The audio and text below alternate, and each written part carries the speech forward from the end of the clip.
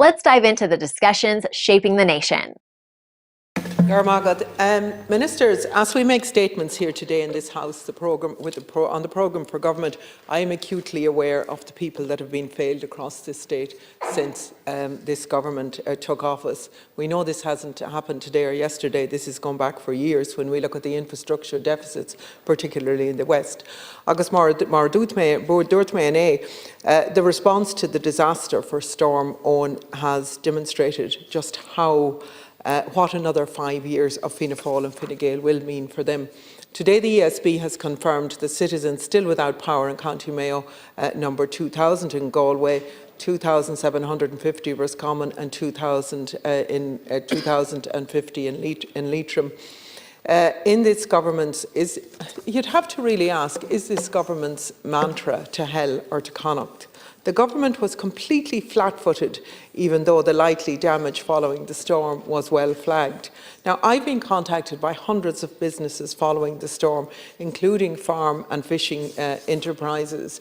Many of these businesses were already really struggling to stay open. And we see that even in terms of retail businesses, when we see Mayo as being one of the highest counties with vacancies in retail premises. These businesses need help, and they need help now.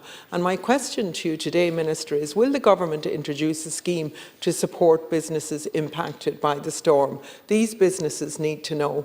Now, the programme for government commits to publish and implement a new digital strategy to fully realise the economic potential of digital and AI revolution.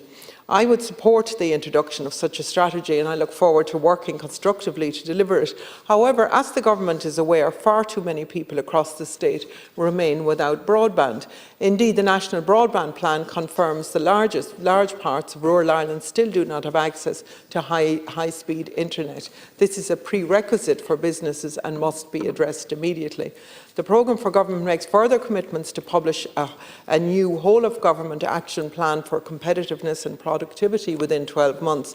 This is critically important, but such a plan must be completed on a national basis, and I urge the government to undertake the maximum level of engagement with ministers in the executive in the north, especially the finance, economy and infrastructure ministers, as there is much joined-up work which can be done for the betterment of all. In the recently launched ESRI microeconomic model, this will be vital and a game-changing tool for the development of economic policy across the island, and I welcome the innovations that it will bring, and I'm delighted that IBEC has supported this work as well. But what you need to do, ministers, is to ensure that the further research can be leveraged from that. And I do welcome in the programme for government the aim that all departments would be tasked with having a north-south remit on specific areas of their portfolios. And I really want to see that developed. But ahead of the general election as well, the government committed to lowering the VAT rate of food-based hospitality, entertainment and hairdressing businesses. Now, this doesn't appear on the programme for government, although media reports have indicated this will be a part of budget negotiations. Ministers, that is way too long. It's way too long to wait, particularly in the aftermath of this storm. That has to be brought forward, that the VAT rate will be reduced without any further delay. There is nobody benefits from businesses going to the wall, least of all the people who are employed by those businesses and the business owners who have worked so hard there. These industries need clarity as to which businesses are affected, so that the government must move at a pace with the commitment around the VAT rate as well. Now, I note that the Finance Minister in the North, John O'Dowd, has stated his intention to raise this matter with the British Treasury in respect of businesses in the North as well. And I think that the island harmonisation in this measure is extremely important, and it's something that I will be seeking progress on. As well, Minister, the programme for government describes the CETA trade agreement as benefiting Irish SMEs. Now, I want to clearly state that it will do no such a thing. It is a bad deal. It's a bad deal for workers' rights.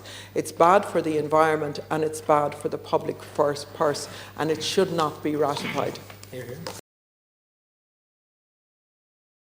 Like, share, and subscribe, and let us know your thoughts in the comments. We'd love to hear from you.